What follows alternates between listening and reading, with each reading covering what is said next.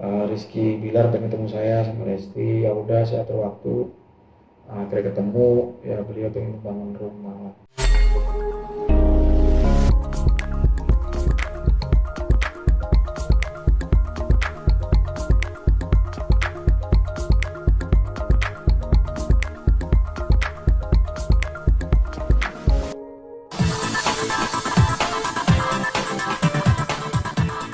Boleh diceritain dong sedikit sejarah dirimu akhirnya bisa jadi pengusaha sukses nih? Kalau dibilang sukses ya masih belum, masih berkembang, mohon doanya semuanya. Jadi saya itu anak ketiga dari 4 bersaudara, bapak saya supir taksi, ibu saya penjahit. Terus kemudian waktu SMP itu alhamdulillah SMP favorit. Kemudian saya sekolah di SMK Negeri 11 Surabaya. Saya keluar, terus saya ke PGRI 3. Di situ saya bandel, bolos 8 bulan, nggak naik kelas. Kemudian dikeluarin karena nonjokin guru. Saya bandel banget, kemudian saya di pondok pesantren. Di pondok pesantren, saya alhamdulillah tobat, diangkat jadi guru honorer sambil sekolah, madrasah aliyah. Nggak sampai lulus, saya kabur dari pondok pesantren. Jadi sampai sekarang ijazah saya hanya SMP. Kalau orang bilang S2, SD SMP.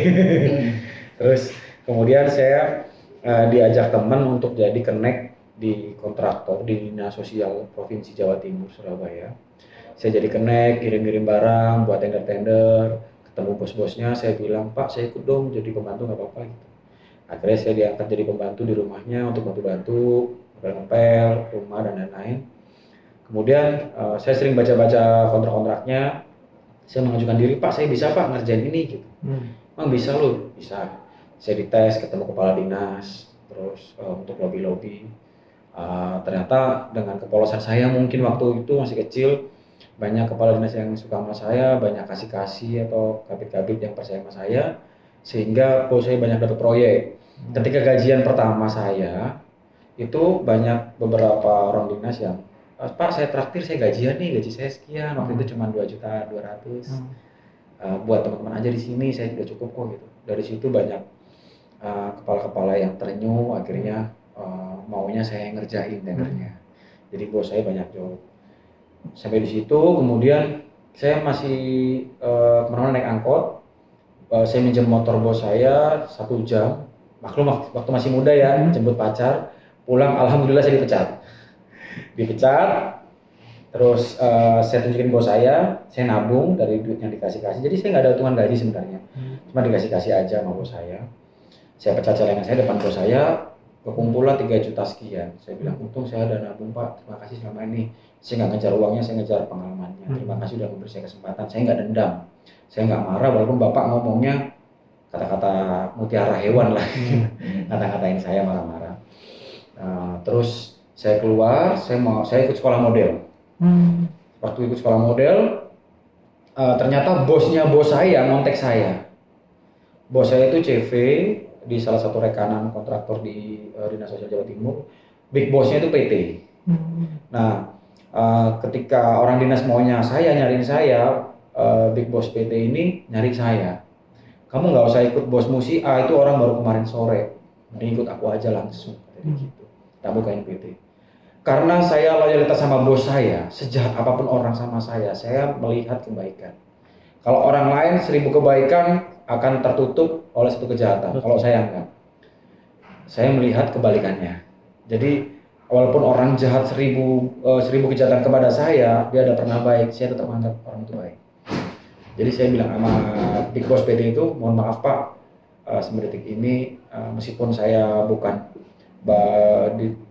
dari Bapak langsung, dari anak Bapak, tapi kalau untuk nyaingin bos saya sama-sama perusahaan di satu tempat atau satu bidang, saya nggak mau. Ngapain setia-setia, dia kan udah mecat lo gini. Saya tetap nggak mau. Jadi saya nggak mau nyakitin orang. Sebisa mungkin saya nggak nyakitin orang.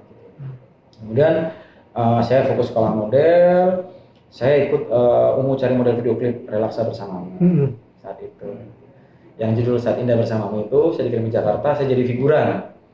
Akhirnya saya bilang sama ibu saya, Bu, boleh nggak saya hidup di Jakarta? Waktu itu bayar ke manajemen. dan waktu itu ya alhamdulillah masih bersih. Sekarang di proyek terus hitam gitu. Akhirnya ibu saya jual anting sama kalungnya, kejual 12 juta buat daftar saya di Jakarta manajemen dan hidup saya selama 3 bulan di Jakarta. Selama 3 bulan di Jakarta, alhamdulillah cuman 2 kali job kalau masalah itu pun figuran, dibayar 15.000, 20.000 sehari dari pagi ketemu pagi. Cuman di situ saya ajang langsung nyari teman-teman siapa yang mau bantu saya untuk stay survive di Jakarta. Di tahun pertama saya susah banget di Jakarta sampai utang-utang ke Pak Haji. Pak Haji punya kontrakan, terima kasih banyak. Walaupun terakhir diusir. Terus saya ngutang di warung-warung itu, alhamdulillah sampai sekarang 1 rupiah pun udah saya bayar semua dulu. Jadi saya nggak pernah ninggalin hutang. Terus kemudian saya di film, tahun kedua saya mulai enak.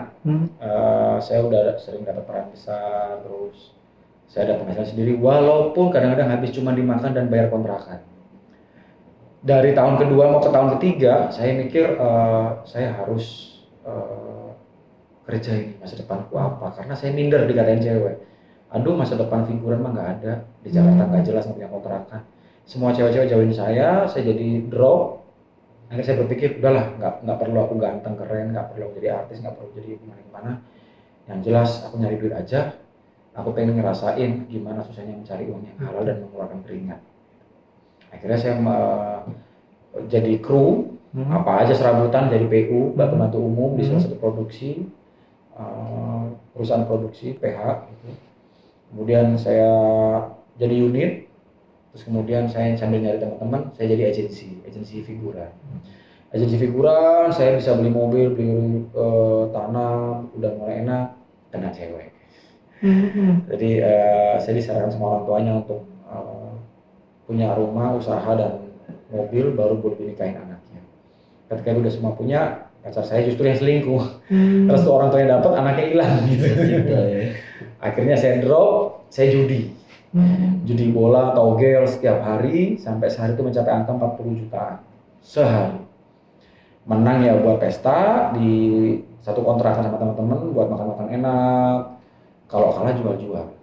Nah, dari situ tabungan sekitar 300 sampai 400 juta itu habis dalam 1 bulan. Saya drop, saya pulang ke Surabaya. Di Surabaya sambil saya patah hati karena pacar saya selingkuh dan lain-lain. Berkata calon tunangan lah misal. Akhirnya saya patah hati di Jakarta, di Surabaya itu 9 bulan. Terus saya dikatain ibu saya, masa laki-laki cuklean atau gampang patah hati gitu. Saya berangkat lagi ke Jakarta. Bismillah, saya dikasih uang saku ibu saya 5 juta. Saya ngontrak di depan Citos, Cilandak Mall, bukan Citos, Cilandak Mall. Itu saya ngontrak di 1 juta, sisanya saya buat makan. Saya tiap hari ke lokasi syuting hanya nunggu callingan job agency. Mungkin unitnya Pak Andri mungkin masih ingat, terima kasih. Ngeliat saya kasihan kali 2 hari nungguin sampai pagi, nungguin skenario turun, saya minta job. Hanya job cuma bawa 2 sampai 5 orang figuran yang saya dapat duitnya itu cuma 100.000. Dari situ saya dipercaya, sutradara maunya sama saya, semua saya bawa model, bawa figuran. Enak sampai saya punya karyawan 4. Punya karyawan 4, pendapatan saya sehari 3 jutaan. Akhirnya karyawan saya banyak yang nyakitin saya. Maksudnya itu korlap saya itu banyak yang selingkuh, banyak yang berbuat enggak, akhirnya merugikan saya, merugikan nama saya jelek dan lain-lain. Akhirnya saya hanya berdua sama korlap saya, itu masih survive sehari 800 sampai 1,5 juta. Kemudian saya ketemu istri saya ini, istri saya nikah. Akhirnya karena kerja di film nggak ada ketemu waktu, istri saya juga kebetulan model sama pemain sinetron tapi baru. Akhirnya saya putuskan sama istri keluar. Sempat jadi unit sih selama setahun, cuman akhirnya karena nggak ketemu sama istri, kayak nggak nikah gitu, beda lokasi. Terus capek juga, akhirnya kita berdua memutuskan keluar dari film, kita bisnis di hobi. Uang sisa 3 juta 700, saya mulai jual beli kucing Garcia. Jual beli kucing Garcia, saya dapat harga di Priok waktu itu beli sekitar 2.100.000, saya jual aku 3.900.000. Dari itu saya putar sampai jadi 100 juta lebih. separuhnya berupa kucing, separuhnya berupa uang cash. Walaupun saya jual beli kucing, saya bisa menghidupi anak istri saya dan keluarga istri saya, karena kita memang anak istri juga orang-orang yang nggak punya. Kita ngontrak di PDK Jamrut, Bekasi, Lampung. Terus dari situ saya sama istri berpikir kita kucing udah lumayan nih, sebulan 20 sampai 30 juta, tapi kok ada yang nyinyir, Mas jual beli kucing itu haram. Padahal dari ini saya lihat kalau diambil dagingnya dan diambil susunya itu baru haram. Tapi kalau jual beli untuk dirawat atau mahar itu halal, karena kan untuk dirawat. Ya nggak tahu ya teman-teman yang sekarang itu kan kontroversi. Saya nggak mau bahas itu di sini. Terus akhirnya saya keluar, saya ajak istri saya, Bismillah, mau nggak kamu ke Surabaya? Ikut sama ibu saya. Ibu saya itu jual beli rumah, jadi beli rumah dijual satu buat makan buat anak-anaknya untungnya. Tapi nggak ada kerjaan, bapak saya udah nganggur waktu itu karena taksi metro udah pilot. Jadi untung 50, bangun rumah 3 bulan buat makan anak-anak, sekolah anak-anaknya, dia sambil cari tanah lagi, bangun lagi, gitu aja buat makan anak-anaknya aja. Saya tak belajar properti.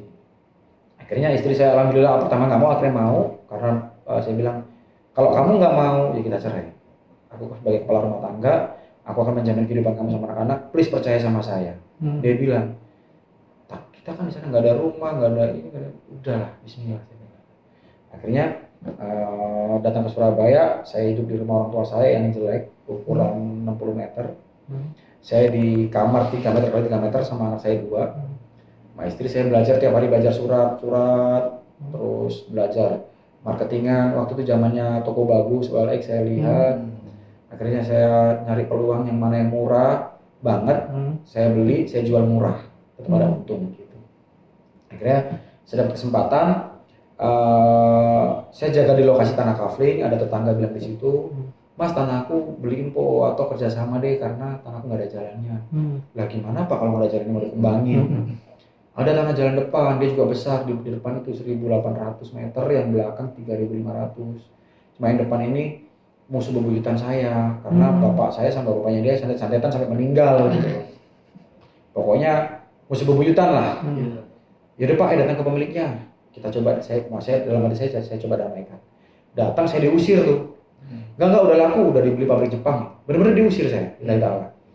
Udah, saya bilang, udah mungkin nasibku menjadi mata penting, tapi ya apa-apa, saya syukurin aja. Yang penting anak istri saya aman makanan, pampers nggak telat, susu nggak telat, makan nggak telat, alhamdulillah gitu. Kemudian siang-siang bolong, saya ada yang bisikin, nggak ngerti, samperin lagi yang kemarin, kamu kan diusir karena bersama yang pemilik tanah belakang, coba samperin sendiri. Ada yang mendorong saya lah untuk datang sendiri ke rumahnya. Saya udah nolak nih, hari kedua saya nolak, hari ketiga udahlah kayak nggak tenang nih, harus datang nih, karena saya udah niat plan tuh, gambar-gambar di rumah, jadi berapa unit gitu. Saya datanglah ke rumahnya, Assalamualaikum, ibunya waalaikumsalam, oh Mas yang kemarin ya, masuk, loh kaget saya, kok dibolehin, kok jadi baik gitu. Jadi gini Mas, sebenarnya belum laku, cuman saya nggak suka Mas sama bapak itu, karena bapak itu musuh saya gitu. Saya bilang, Bu, saya di sini bukan mau beli tanah Ibu, karena saya nggak punya uang Bu, saya orang miskin, saya begini, cuman saya dipercaya yang punya tanah belakang untuk mengelola. Boleh nggak Bu? Saya punya uang sebenarnya cuma 70 juta, tapi itu masih berupa kucing. Yang ready sekarang paling 10 juta, itu pun saya jual kalung, itu gelang emas istri saya. Untuk saya DP, saya kembangin dulu tanah kafling yang belakang, kalau udah laku habis, saya lunasin ibu tuh. Berapa lama Mas? 4 bulan sampai 6 bulan Bu. Oh ya udah nggak apa-apa kalau niat baik Mas, dari gitu. Bener Bu ya nggak apa-apa ya. Udah langsung saya DP 10 juta tuh besoknya. Terus tak notaris. Ketika tanah depan udah saya kuasain, saya DP dan boleh dikasih jalan kan, saya paving jalannya. Kemudian yang belakang saya bawa ke notaris, Pak. Yang depan udah kena. Bener Mas, bener. Ya udah. Notaris 9 orang. Pak, ini karena kerjasama. Maaf ya, jangan berharap duit. Ahli waris itu dari berbagai kota. Jadi saya ngumpulin ahli waris untuk ngasih surat jual ke saya, dari beberapa kota sih nggak ada duit sama sekali. Saya bilang, Pak, tapi perjanjian saya gini, kalau laku 1 unitnya, duitnya ke mereka semua, sampai lunas, 550 juta. Jadi saya nggak ngomong sama sekali. Tanda tangan semua. Saya mikir, ini ada 2 jejer, yang satu punya saya, yang satunya punya developer lain. Developer lain ini jualnya 70 juta, 50 sampai 70 juta, tapi sistemnya DP 10 sampai 15 juta, sisanya diangsur syariah tanpa bunga selama 5 tahun. Atau per bulan bisa 1 juta lah mungkin. Kalau saya, ini aku jual 20-25 juta aja belum banyak. Saya mikir gitu waktu itu. Udah tak jual kes-kesan aja deh 25 juta. Saya jual lah 25 juta kes-kesan tanah kafling. Saya ternyata antusias masyarakat aneh gitu loh. 1 bulan habis. Karena kan kalau emas juga saya tanya, milih mana? Ini 50-70, DP 10-15, sisa dicicil atau 25 juta cash? Ukuran yang sama, lokasi yang sama. Milih cash kan, walaupun nggak ada duit dicari-cari kan supaya dapat cash kan? Itu alhamdulillah kodarullahnya sebulan habis. Uang yang dari belakang saya beli tanah yang depan tadi, saya mau segitu tadi. Sama ahli waris sama tanah udah beres. Sampai saya lupa cerita. Sampai ke lurahnya itu saya janjiin sama KRT RW-nya kompensasi. Pak nanti kalau udah laku Pak ya saya kasih jadi saya baru punya uang. Jadi ngomong itu apa adanya dan alhamdulillah Pak RT, Pak RW, Pak Lurah terima kasih dibolehin kompensasinya disemayani kalau kata orang Jawa atau dijanjiin gitu. Dari situ akhirnya ke tanah yang depan, tanah depan saya kafling lagi jadi sekitar 22 kafling, untung sekitar 350 juta. Jadi dalam waktu 2 bulan, saya sama istri saya kaget, modal 10 juta di lemari kecil buffet yang ada kaca zaman dulu kan, di bawah itu kan buffet yang lama itu loh Jati. Dibuka itu duit 350 cash, sama istri saya ngeder, nggak berani make, cuma liatin, makanya ambil selembar aja nggak berani. Ini duit orang, bener nggak sih ini udah milik kita gitu sama istri gitu. Terus ini udah aman nggak sih gitu. Udah kita hati-hati ya, saya nyari tanah lagi. Ketemulah sama orang BPN. Dia punya tanah, tapi beliau nggak punya anak, mau suntik inseminasi. Pas saya survei, saya sama anak sama istri saya. Beliaunya suka, ngeliat anak saya kecil-kecil banyak kan. Terus anak-anak banyak, akhirnya saya bilang, Bu, saya di sini paling kita tawar-tawaran harga dulu, tapi pembayaran saya bertahap ya Bu, saya bilang gitu. Saya paling bisa DP 100, sisanya 4 bulan 6 bulan, sampai cara saya yang pertama. Tapi kalau laku, uangnya ke Ibu nih, saya bilang gitu. Nggak apa-apa Mas. Dari 2,7, saya nego sampai kena 1,7 M. Itu maghrib saya teleponan udah deal. Saya bilang gini Mas ya, Bu, saya boleh nggak ngetes sebelum kita jalan ini? Saya masih ragu. Kalau rezeki saya, jodoh saya ya alhamdulillah, tapi saya pengen boleh nggak pengajuan satu syarat lagi aja gitu. Kalau malam ini saya ikat 1 juta, saya iklanin di medsos, ada respon 2 orang telepon, lebih dari 2 orang telepon selama 2 hari, kita terjadi. Tapi kalau selama 2 hari nggak ada yang telepon, saya nggak jadi ya Bu, saya sudah buat Ibu aja. Terus kalau 2 hari kemudian udah jadi, baru kita ke notaris. Notarisnya notaris saya ya Mas, oh bebas. Kan laku uangnya ke Ibu dulu, gitu, bukan ke saya. Jadi nggak boleh saya kabur. Nanti saya yang untuk maafin, bikin jembatan, pakai uang saya gitu. Oh iya Mas. Kemudian saya iklanin lah ke toko bagus Pak Walex tadi.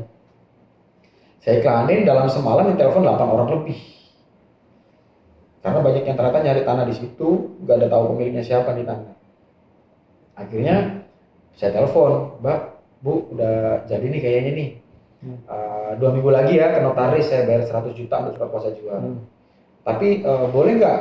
Ini saya tunjukin ke dia bahwa banyak respon. Saya iklanin sekarang boleh nggak? Terus saya bikin jembatan boleh nggak? Sama saya hancurin rumah, namanya rumah jelek banget, boleh nggak? Silakan Mas. Bayangkan, kita ngasih uang orang 1 juta, kita dibolehin bongkar rumah, suruh dibolehin gitu. Ya mungkin alhamdulillah Mbak Novi, terima kasih banyak.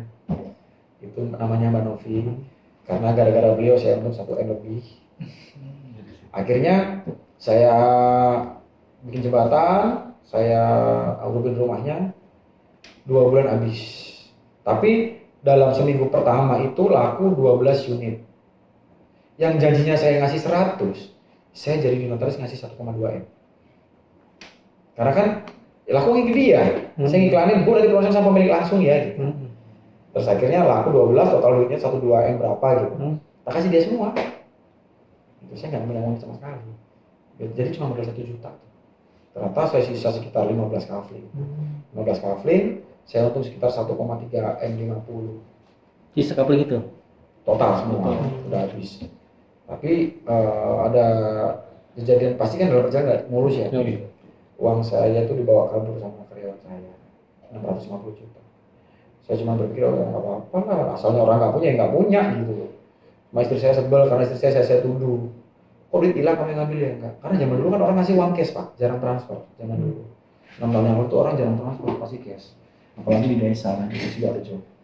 Kemudian saya tuduh istri saya nggak terima, udahlah penjarain dia tuh udah bawa kabur, sekarang kita tanya nggak ngaku, terus ngaku tapi duitnya udah habis, kita biar cari tahu duit mana. Saya bilang istri saya nggak apa-apa, ikhlas aja. Asalnya orang nggak punya, mungkin kita kurang Sedekah. kurang sedekah. Saya ikhlasin, saya maafin dia, udah nggak apa, kalau untuk kerjaan sorry bro, kita nggak cocok nih, lo udah ngaku bahwa lo yang ngabisin buat ternak murah, ya udah nggak apa-apa, yang jelas udah ikhlas, gue maafin sekarang. Saya jalanin, saya jual tanah gitu terus sampai sebelum saya viral itu jadi sekitar 70 M aset. Saya jual rumah mewah, rumah biasa, rumah subsidi, sama tanah kafling. Nah di situ saya nggak sengaja viral, saya posting rumah mewah saya ukuran 5x20, ada kolam renang mewah. Saya jual cuma 1,250 M, 1 M 250 juta. Viral lah sampai ditonton seluruh dunia. Di Facebook saya itu kurang lebih 57 juta ditonton. Jadi sedunia, banyak komentar orang Inggris juga di situ, banyak yang suka dengan desain saya. Karena dulu kan saya percobaan itu ketika bangun rumah, saya beli tanah 53 meter, saya bangun 2 lantai, tetangga banyak yang suka, kok aneh rumahnya, lucu, pas masuk mewah banget. Saya beli tanah sama bangunnya itu kurang lebih sekitar habis 600, alhamdulillah laku 750. Dari situ saya berpikir, berarti aku berbakat ya ke jual di rumah, karena sebelumnya jual tanah kafe. Saya kembangin terus, percobaan terus, bikin kolam renang gagal, ditipu orang, ditipu kontraktor, ditipu tukang, ditipu apapun, saya malah senang. Saya bukan sakit hati atau apa, senang. Nggak ada noda, nggak belajar gitu. Terus justru aku lebih baik jelek di awal daripada jelek di akhir. Lebih baik aku kalah di awal daripada kalah di akhir. Atau babak pertama saya kalah, babak kedua saya menang, daripada babak pertama menang, babak terakhir kalah. Jadi saya mikir seperti itu. Alhamdulillah gantinya banyak banget. Rumah yang saya hancurin itu kerugian mereka, tapi saya dapat ilmu di situ, udah dapat skill. Karyawan yang tadinya cuma 4-5 orang jadi sekitar 30 itu sekarang kan staff marketing ada 14, 12 diantaranya sekarang jadi developer, dan itu pun mereka saya izinin. Mereka ada yang nggak izin, ada yang izin, tapi saya doain mereka semua sukses. Berarti ilmu saya masuk, sekarang marketing saya itu sekarang jadi developer sukses di Sidoarjo, Jakarta. Jadi kalau saya malah bangga gitu, berarti saya berhasil jadi karyawan. Karena saya juga mikir mereka karyawan itu bukan burung dalam sangkar. Kamu wajib maju. Ini fase kamu, ini fase kamu lain. Dan kita nggak boleh nyaman sama karyawan. Mereka manusia, bukan mesin. Mesin aja butuh treatment, butuh ini, butuh penggantian. Jadi kalau karyawan udah mulai keluar, kita wajib ganti yang baru. Kalau pada dasarnya semua orang kan malas ngajarin orang baru lagi. Kalau saya nggak mau malas, atau nyari yang ribet dulu di awal. Tapi terakhir. Terus saya juga janjiin karyawan saya, kalau kerja sama saya hati-hati, uang enak. Tapi ketika perusahaan nggak enak, ya nggak enak. Kita sistem keluargaan. Ayo makan yang nggak makan asal kumpul. Dari situ saya viral itu nggak sengaja. Jadi 70 miliar sampai detik ini saya dinyinyirin banyak orang, dinyinyirin sama netizen plus 62. Mana mungkin rumah lebar 5 pala lo, jadi pala kau. Saya ukurlah dari video 5 meter. Oh iya. Banyak yang malu, banyak yang saya bongkar mulutnya, usaha saya buka atau saya review. Saya terus terang dulu nggak pernah review rumah. Saya namanya pengusaha, jualan aja, laku aja, nggak pernah saya nge-save data-data gitu. Karena pengusaha gitu. Tapi ketika viral itu ternyata perlu nih dokumentasi. Betul. Biar masyarakat menilai berapa ratus rumah mewah yang udah saya bangun dan jual gitu. Akhirnya saya tunjukin seri satu, makin kaget netizen. Kok rumahnya bagus-bagus, murah-murah, ada kolam renang semua, materialnya unik-unik, viral. Saya ditantang tuh, bisa nggak di Jawa doang, di Jakarta dong.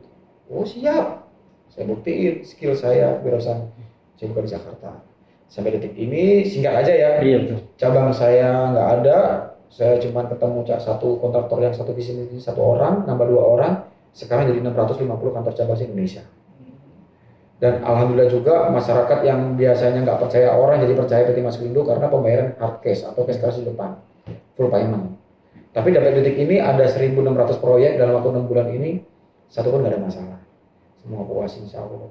Terus ada tebakan orang, full payment paling pencucian uang, paling puterin uang, nggak ada. Sampai detik ini semua ngakuin kalau mau murah ya kamu cash, karena uang kamu cash itu kita langsung nutup ke toko bangunan sekian, kita bayar ke pabrik ini sekian supaya murah. Terus ada garansi bahwa saya proyek ini sampai selesai, nggak berubah-berubah. Kalau berubah-berubah bengkak Pak, akhirnya rugi.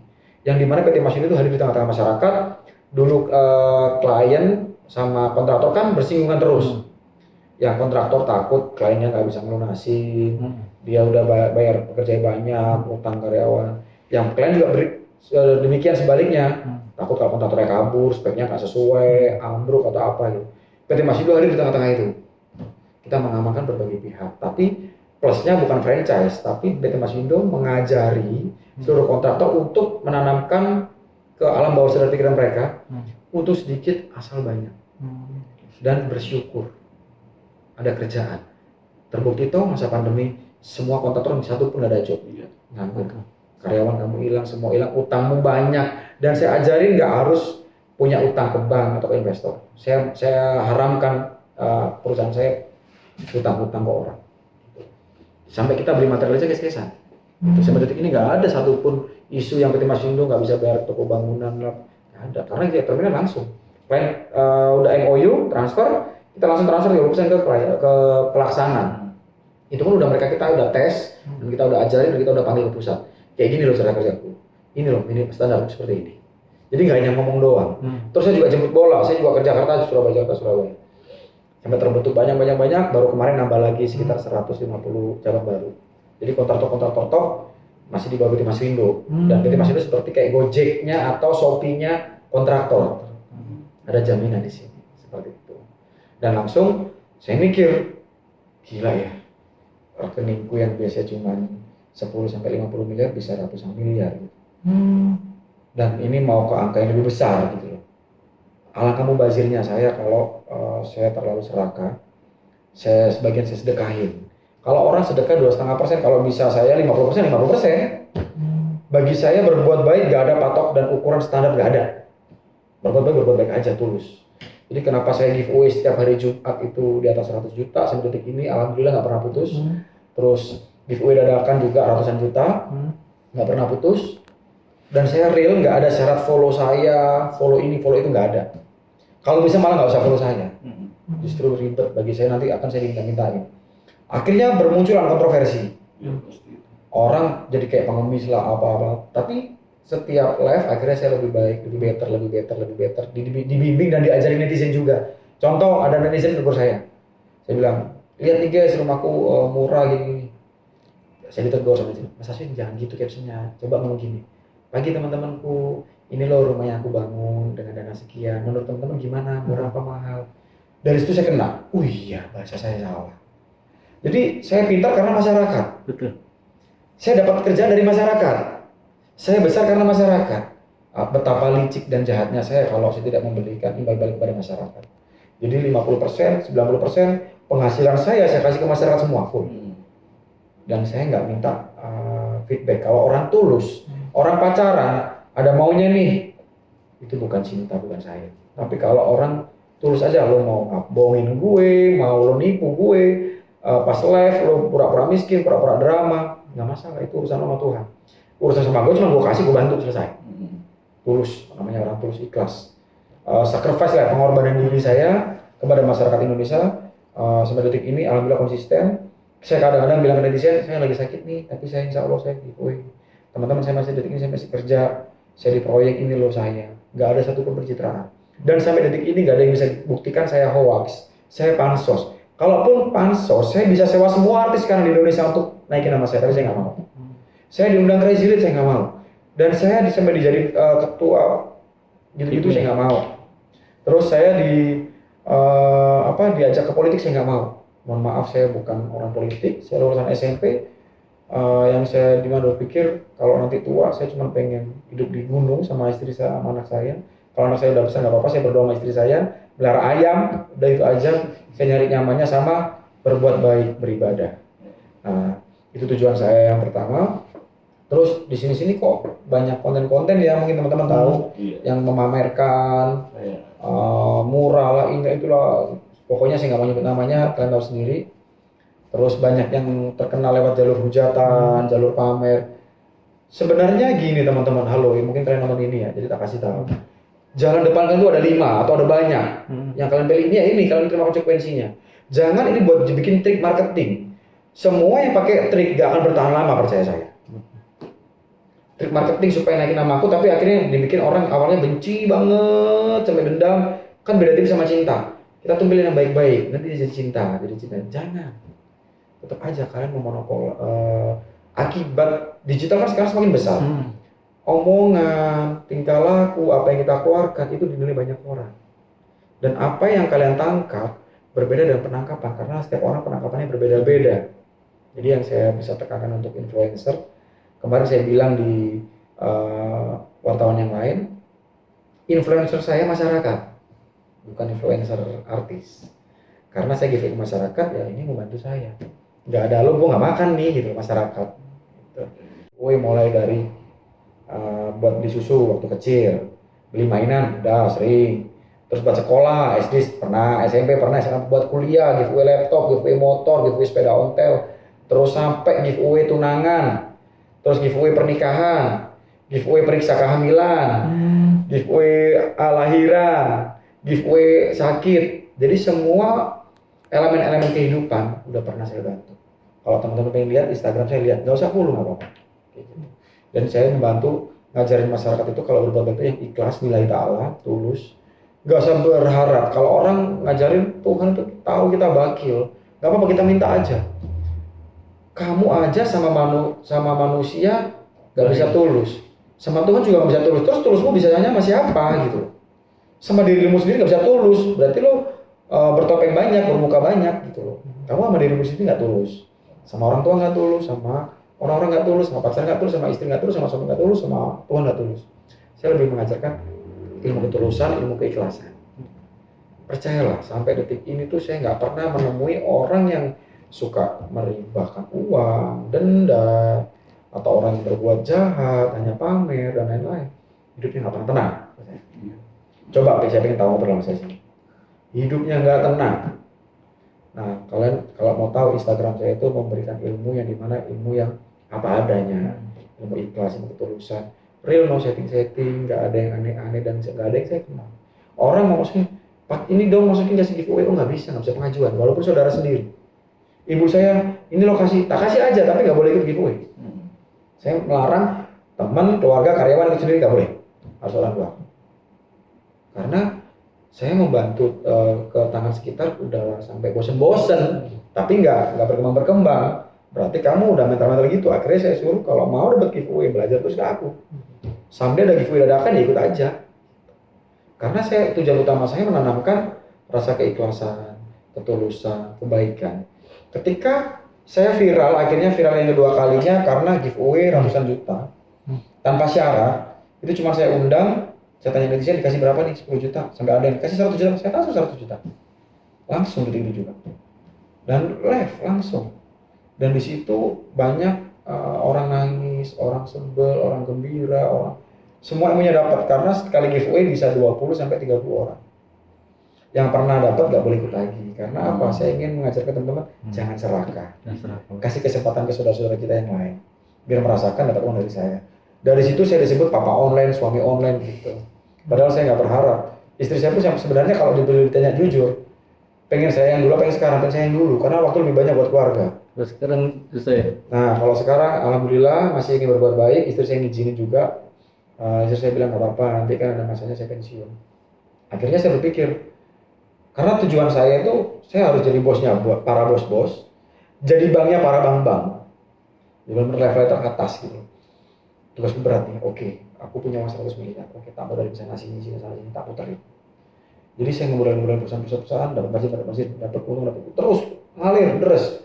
Ketika kita mau nyari air, atau kita dapat ada tetesan, oke, di atas ada air nih, gua haus banget nih. Jangan langsung dijebol kalian mangap, jangan. Kayak saya, oh ini peluang nih, saya mumpung lagi banyak jadi bahan pembicaraan. Oke lah, berarti yang tak butuhin aku mesin. Yang kedua, tandon air. Supaya air yang ngalir ini ada tempatnya. Bisa dipakai buat mandi, buat masak, dan lain-lain. Walaupun saya hanya haus dikit doang. Akhirnya saya siapin itu semua. Ini perumpamaan namanya. Jadi saya akuisisi perusahaan ini, pabrik ini, pabrik ini, pabrik ini. Yang dimana keuntungannya ada dua. Keuntungannya kalau penjualan lewat kantor perusahaan saya yang lain, cabang saya dapat fee. Keduanya bagi hasil perusahaan, atau saya dapat saham misal terbesar di perusahaan itu, atau saya pemodal tunggal. Jadi benar-benar perusahaan itu punya saya, yang ngelola teman-teman yang saya percaya, seperti itu. Treasury itu pencapaiannya berapa lama? Sebenarnya saya nggak mau disebut treasury atau sultan, sampai sekarang saya nggak mau disebut sultan atau treasury. Saya just ordinary man lah, saya orang biasa yang ingin berbuat baik. Nah, kalau ditanya sejak kapan, ya tadi saya cerita sekitar 3 tahun yang lalu. Sebelum viral, uang saya tadi saya bilang udah 70 M. Bisa dilihat di Facebook saya atau track record digital sosial saya. Kan nggak bisa bohong, digital record itu. Jadi ini yang saya keluarkan apa adanya, real, tanpa bumbu-bumbu, tanpa drama, inilah saya. Dengan apa namanya sudah mempunyai segalanya, apa yang terbesit di kepala Mas? Saya ingin mengubah pemikiran bangsa Indonesia supaya tidak bermental bobrok, yang bermental menghalalkan segala cara supaya dibilang sukses, menghalalkan segala cara supaya dibilang lo mampu, lo kaya, menutupi diri sendiri supaya dihargain orang. Gak perlu bos, lo dihargain banyak orang. Yang perlu itu duit lo banyak gitu. Ganteng itu nomor sekian. Orang ganteng sama orang berduit, jalan tuh gagah orang yang berduit, percaya saya. Betul. Orang yang berduit kalah gagah sama orang yang berduit dan berakhlak yang bagus. Orang yang berduit dan berakhlak yang bagus kalah sama orang yang dermawan, tulus. Jadi semua itu kan nggak ada, di atasnya nggak ada langit. Jadi kalau bisa jangan terlalu ngikutin tren, ngikutin adat yang nggak benar. Contoh kayak ibu saya ngelarang saya, kamu itu bos, kok pakai baju biasa nggak jepit, ikutan ngecor, ikutan nguli, harga dirimu nanti jatuh di mata karyawan. Saya langsung bantah dengan tegas, enggak, saya orang biasa, saya orang nggak punya. Saya tidak membedakan siapa saya, siapa dia, siapa karyawan saya. Saya nggak percaya bibit bawa bebet, saya nggak percaya. Dan nggak ada derajat-derajatan. Derajat manusia yang boleh dibilang itu adalah tingkat keimanan dan ketakwaan atau akhlaknya mereka masing-masing yang membedakan golongan. Tapi selama kita sama-sama makan nasi, sama-sama kita minum air, semua sama di mata saya. Saya tidak takut, karyawan saya sampai kurang ajar saya nggak masalah, nggak marah. Manggil nama panggilan saya biasa, karyawan saya. Kayak tadi karyawan saya, mas, nggak manggil apa nggak masalah. Gitu. Jadi walaupun mereka hidup dan anak istrinya dari saya nggak butuh gila. Ketika orang gila tahta, gila harta, gila wanita, saya nggak gila, saya waras itu aja. Bisa ketemu Lesti sama Bilar yang lagi viral juga, itu gimana sih prosesnya? Oh, jadi sebulan yang lalu manajer beliau kontak saya, Rizky Bilar pengen ketemu saya sama Lesti. Ya udah, saya atur waktu. Akhirnya ketemu, ya beliau pengen bangun rumah buat orang tuanya di Medan. Pertama, yang kedua rumahnya sendiri berdua. Dan selama ini saya tanya, saya pikir kan gimmick, ternyata bener pacaran dan mesra banget, real, mau tipu-tipu. Memang berdua saling saya doain cepat menikah. Mas Rizky, Mbak Lesti, nanti mereka bilang undang saya nanti kalau nikah. Dan mempersiapkan segalanya dulu. Orangnya sih simpel, nggak sombong, baik, dua-duanya baik, cerdas juga, dan satu visi satu misi sama saya juga. Pas ngobrol saya pancing, alhamdulillah orang baik juga mereka berdua. Nggak ada setting juga, baik. Cuma mungkin sedikit saya kasih wejangan kemarin Mas Rizky sama Mbak Lestinya. Hidup tuh begini-begini, dan mereka menerima itu dan mereka bersyukur ketemu saya, katanya gitu. Gitu sih. Apa bayangan rumah seperti apa yang dipikirkan? Oh, saya nggak berani kupas tuntas. Nanti aja tunggu sampai jadinya aja, lebih kejutan, karena ini kan saya harus izin ke Mas Rizky dulu. Kalau membuka harus kita pengen tahu dulu boleh apa enggak. Intinya sudah ada komunikasi untuk niatan pembangun rumah bersama. Iya, menggunakan jasa saya, membangun rumah, terus ruko dan rumah lagi ke saya, terus ya silaturahmi lah, jadi saudara, jadi partner gitu. Barusan tadi beliau WhatsApp saya juga. Gitu. Berapa Tanahnya berapa, luasnya berapa Kalau tanahnya sih kurang lebih 500 meter. di Jakarta? Di Jakarta sama di Medan.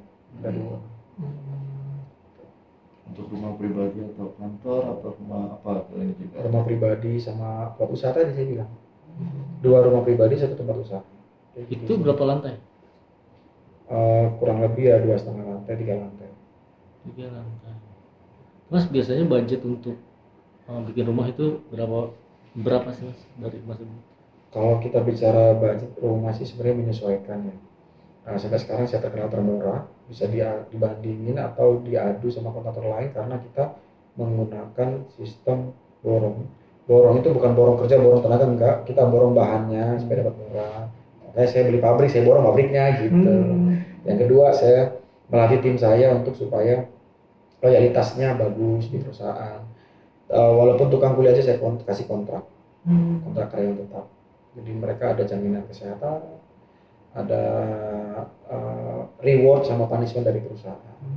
Nggak ada kerjaan pun kita gaji, karena berarti kita yang tidak sanggup mencari kerjaan buat dia. Itu sih. Berapa banyak mas kuli di perusahaan ini? Kalau total karyawan saya Indonesia hampir 1 juta lebih.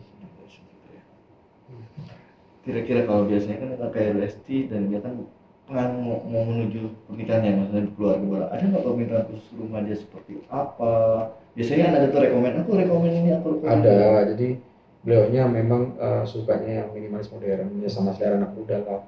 Tesnya bagus, elegan yang dimau, terus biasanya ditunjukin contoh-contoh yang dia mau seperti apa gitu. Ya, kita selanjutnya kita tunggu aja sampai selesai. Nanti kalau mau update masa pembangunannya pasti saya sama Mas Rizky nanti bikin konten udah persis berapa persennya nanti pas di Jakarta sama di Medan. Gitu. Kapan mas waktunya itu berjalan? Sudah Dalam tahun ini, insya Allah. tahun ini. Dalam tahun ini udah mulai, terus selesainya awal tahun depan. Awal tahun depan udah selesai maksimal. Selain Rizky Bilar, apakah sebelumnya udah ada artis? Ada di Instagram saya ada beberapa artis, termasuk Kak Tantri Kotak itu memakai jasa saya, dan beberapa selebgram lain memakai jasa saya. Kalau terbanyak sih sebenarnya pejabat sama orang-orang instansi lah di pemerintahan sama pengusaha yang memakai jasa saya. Ada tantangan tersendiri gak sih mas ketika membuat rumah yang di luar yang sudah pernah dikerjakan? Iya. Jadi saya tuh orangnya inovatif dan solutif. Jadi selalu berinovasi. Saya nggak mau rumah itu kembar, nanti dikatain yatim piatu rumahnya. Jadi saya nggak mau rumah itu sama, harus beda-beda dan harus mempunyai nilai, taste dan karakteristik yang menggambarkan ownernya. Seperti apa dia maunya, orangnya seperti karakternya, seleranya, taste-nya seperti apa. Dan walaupun taste-nya misal contoh futuristik, minimalis, industrial, tapi kita bikin sesuatu something new atau sesuatu yang unik dan daripada yang pada umumnya. Karena pada dasarnya semua manusia di dunia ini suka yang beda sendiri, hasil karya atau inovatif yang lebih nyaman dan lebih bagus gitu sih. Nggak suka ikut-ikut sih kalau untuk orang yang berselera tinggi ya.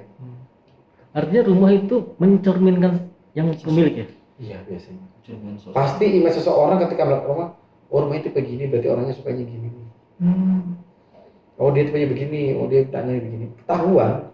Kalau saya udah bermain di properti, saya bisa baca karakter orang Indonesia yang dimana mereka lebih mengutamakan visual daripada fungsional. Mereka visual itu contohnya mereka ingin terlihat lebih gede, gagah, mewah, lihat orang lain tuh wow, ingin dipuji dan lain-lain. Dari fungsionalnya mereka tidak mengukur kemampuan diri dari segi maintenance, listrik dan lain-lain. Terus dari kekuatan cicilan juga dipaksakan, mohon maaf yang tersindir, dipaksakan akhirnya mengikuti dilelang bang, nangis-nangis akhirnya. Karena itu tadi orang Indonesia zaman dulu tuh lebih menjunjung tinggi kehormatan. Aku lebih terhormat apabila aku bermobil, aku lebih terhormat apabila aku branded gitu. Aku lebih terhormat apabila aku terlihat gini. Apabila terlihat, nah itu coret. Gak usah gitu. Aku lebih suka terlihat seperti ini, gitu aja. Gak usah apabila terlihat gitu, gak usah.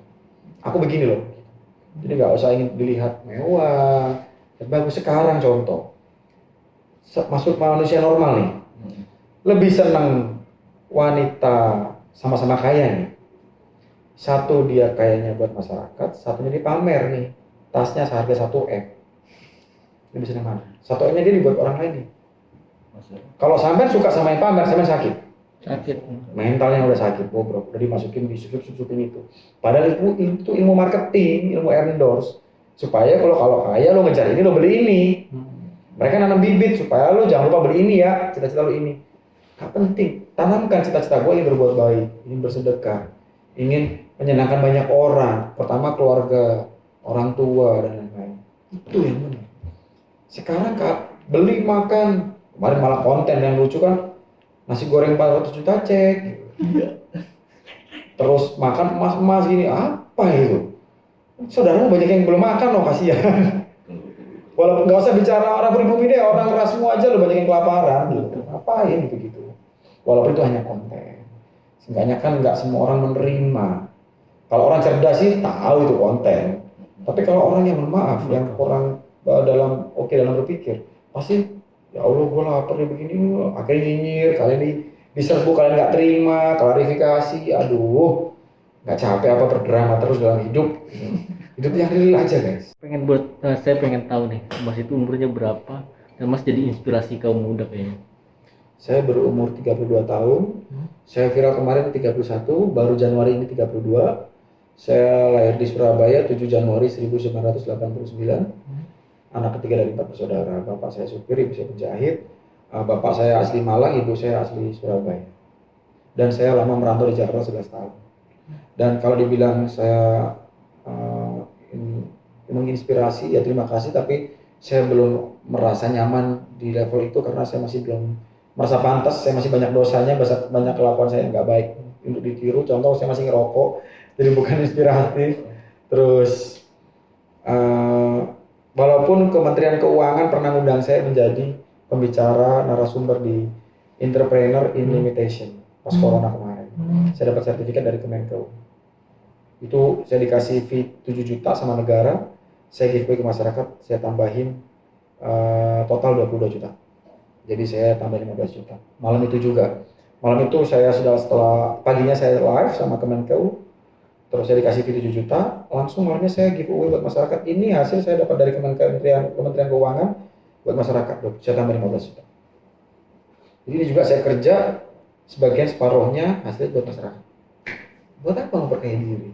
Ini cukup aja. Cukup buat beli pribadi katanya. Enggak, bercanda. Ada pesan gitu untuk Mas. ada pesan ya supaya maksudnya Jadi gini kaum teman-teman, anak-anak yang muda lah. pemuda. hidup bahagia itu bukan dinilai dari apa yang kita punya, apa yang kita banggakan, apa yang kita kejarkan. Hidup bahagia itu dalam kita ikhlas menjalani hidup. Hidup juga kalau terlalu lurus-lurus, terlalu bahagia terus juga nggak seru. Kayak masakan itu terlalu manis, semua ada porsinya.